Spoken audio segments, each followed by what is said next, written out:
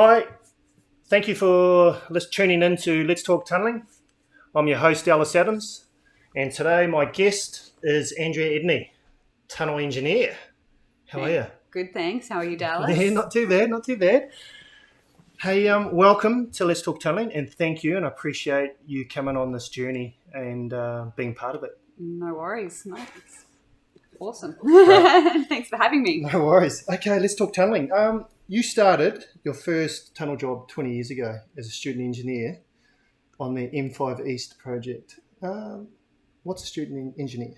Well, basically, I was studying engineering at the time, and as part of your degree, you actually have to do 3 months of work experience over the summer. I had actually done work experience already, so I didn't need to do any, but an opportunity came up. I did a course actually at uni called construction, and one of the elements was tunnels, and I was like, "Whoa, this tunneling business looks pretty cool." And the M5 East project was just starting up, so I applied for a student role there. So they have undergraduate roles. And basically when I started my 3-month position there, I just never ever left. So it wasn't until the end of so I stayed through all of the rest of my studies, which was another 2.5 years or something extraordinarily long like that. And basically as a graduate, I kept on doing tunnelling for a few more years after that. I had a bit of the bug, as they say. So how long does that course go for? Well, I actually did engineering. I did a double degree, so I did engineering and commerce.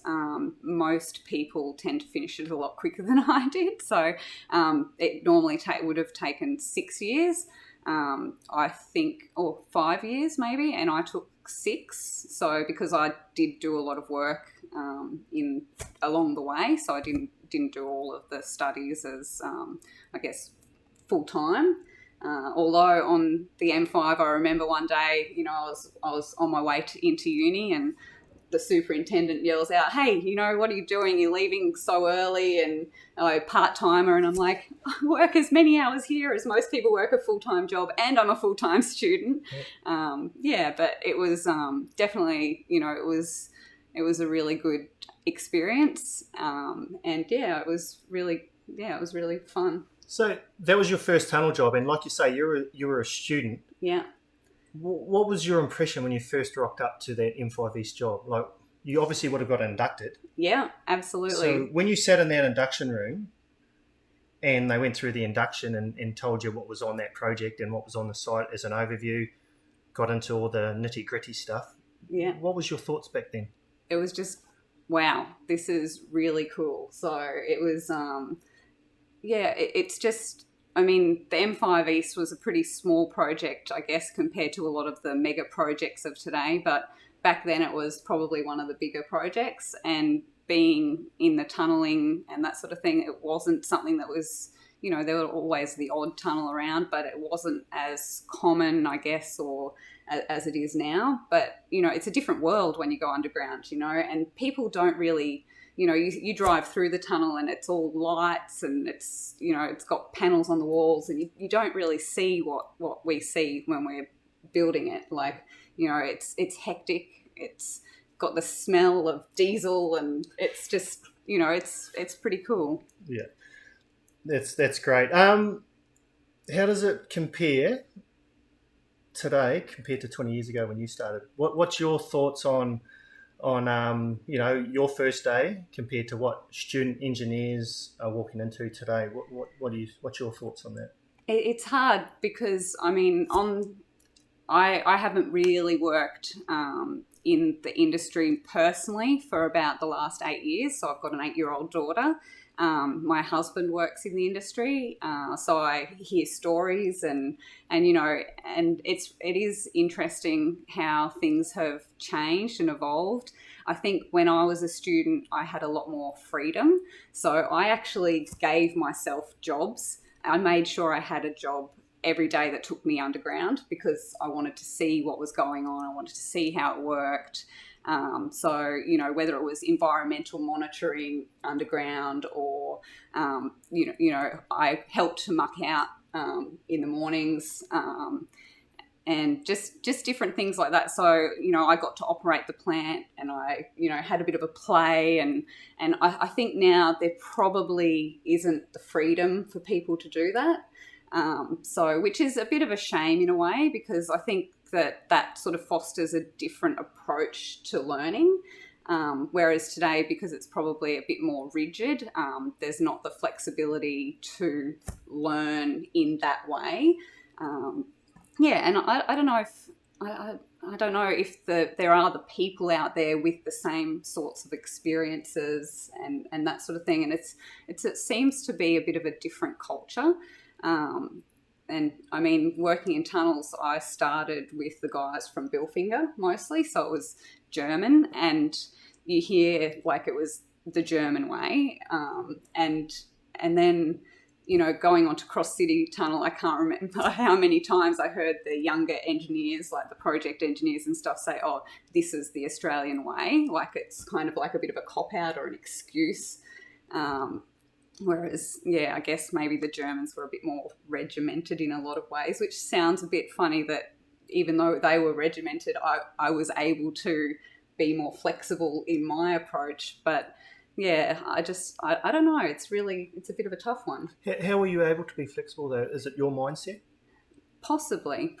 I mean, you know, my interest in, I mean, once you get down there and you see all of the stuff, you're like, you know, I want to know how things work. And I think that that's a really good way of being able to, you know, as an engineer, we look at costs, we look at, you know, production, quality, that sort of thing. And I think that to get a real understanding of that kind of thing, it actually helps to understand why things are done a certain way. And the best way to know why things are done a certain way is to talk to the guys that are doing it, you know. So, you know, I was responsible for a lot of the materials development and that kind of thing. And so I worked closely with the operators and was like, you know, how does that feel? How does that spray? How long does it take to install this bolt over that bolt? What are the good things? You know, like what would you like to see in the grout mix? Or, you know, is it better if the shotcrete is wetter because, you know, or is it better if it's got a higher or lower slump? What's the, you know, how does it work for the actual guys doing the job? Yeah, I think that's probably one of the biggest things, because the guys aren't cheap. I mean, you've got to keep them happy, and you've got to, you know, it's all about time and quality. And if they're dealing with quality products, then it's going to save you time, which is going to save you money. And as an engineer, you know, and it's about getting it right and getting it right the first time. Brilliant. And it would help, you know, obviously having one as a husband too, because you can always feed off him. He wasn't always my husband. Oh no, but yes, yeah, definitely. And I've worked with your husband, and he's all over it. You know, that's what I mean, and that would have been a benefit for yourself as well. Yeah, absolutely. No, and yeah, it is good. You know, he obviously is pretty switched on. And you know, I can bounce ideas off him, and you know, we can always talk about, you know, how things work. And I hope we're all like that though. Absolutely. I didn't only talk to him. That's great. Okay, best tunnel job then? It has to be the M5. Like it was so good, and you know, like I guess because it was first, and it was a smaller kind of crew than the other ones. So, like, you know, I knew everyone. I actually, you know, after I'd been there for a little while, I was responsible for all of the inductions. And although some days I was at uni, and then I remember one day, you know, going down into the tunnel and I'm like, oh my God, I've never seen you before. Who's that guy over there? Because, you know, he obviously came in the day before when I wasn't there to induct him. So yeah, but I like that I, you know, I knew everyone and inducted people, and I would take visitors into the tunnel, and, you know, you gradually think, you know, they're asking questions of me and I can answer them, and you're like, yes, I know stuff. I like this. Yeah. So, and it's pretty cool. Funniest moment you can recall? I was pretty lucky because I don't think anyone else saw it. But for me, I was looking for the sump. So I'm like, I know there's a sump there, and so I'm like feeling with my leg, and then boom, I fell in the sump. Oh, okay, I found the sump. So advice to myself: just know that the sump is there. You don't really need to find it. Just avoid that area. So you fell in the sump? Yes, I did. I did fall in the sump. And you probably designed it too, didn't you? No. Righto. But I did know it was there, which is so bad. Although, but as I said, luckily not many people were there. And I also don't know why. I ended up being normally the dirtiest person to come out of the tunnel. Like, I touched something covered in dirt, and it was bad. Now, you talked about the M5 as the best tunnel, and you gave reasons why. So, proudest memory or achievement, in what either you've done or what you've been part of, or a project in the whole. What's the proudest moment, that you... Probably the thing that I'm most proud of is as a parent now, driving through the city, and, you've got your daughter in the car, and she's like, "That's the tunnel Mummy and Daddy made." And we're like, yeah. and every now and then we'll just drive through it, just like, and you're like, yeah, Dad worked on this part, and, we did this, and it's actually a really cool thing to be able to share with your children. So you've probably done the same thing, Dallas. This is Daddy's tunnel, and I've built every tunnel in Australia, to be honest. My kids think so. But that is great, eh? Yeah. Marrying a tunneler would be right up there too, wouldn't it? Which one? Marrying a tunneler would be right up there as a great achievement, wouldn't it? Yeah, marrying a tunneler. Yeah, I did well. I did. No, brilliant. I'm pretty happy with that. Okay. Hey, knowing what you know now, all right, and if you could write something down for that student engineer and send it back 20 years and give it that piece of paper to that young Andrea before she walked into that M5 East, what would you write down for her? I don't think in tunnelling I would really change much. Like, I think it's been a pretty awesome sort of a journey. I don't think I've upset too many people. I think I've made pretty good choices along the way. Maybe there was this one day I was always doing the road profiler. They'd have the road profiler come in on the weekends, and there was this one time where we had not that much left to go, and it was maybe 100 meters, and I'm like, we should finish that in an hour. So I'll call up the guys and say, look, don't worry about coming in to the next shift. And I wish I did not make that call, because about 6 or 7 hours later I was still there, and getting home that night was pretty tiring. So maybe, if the plan is to stop, stick with the plan. Brilliant. So you worked on M5 East, Cross City Tunnel, then you come up here with a lot of us and you worked on Clem 7. Yeah. After Clem, what'd you do? What'd you get up to? Well, after Clem, I actually got married. And it was funny because I had booked in, obviously, a wedding. You can't really change the dates too much. I had my leave booked, and 10th of April, that's the cutoff. That's the marriage date. So finished the week before, and then the project director's like, "Oh, Andrea, any chances you could stay for a couple of weeks more?" I'm like, "No, I'm getting married." So got married, had my honeymoon. I came back, worked on a couple of tenders, and then then Alice came along, and I've done sort of bits and pieces. So I went to work for Vision Stream, who because I was with Leighton's, and Vision Stream is part of Leighton's. When it was time for me to come back from maternity leave, they were like, "Oh, we've got some jobs in Darwin," and I was like, "No, no." Or you can go to Vision Stream and work on the NBN. So I did that for a little while, and then I've just worked part-time. I work for a little tunnelling company called Tunnel Corp. So they do directional drilling and much smaller stuff. So I put together some bids for them and that sort of thing, and that was interesting.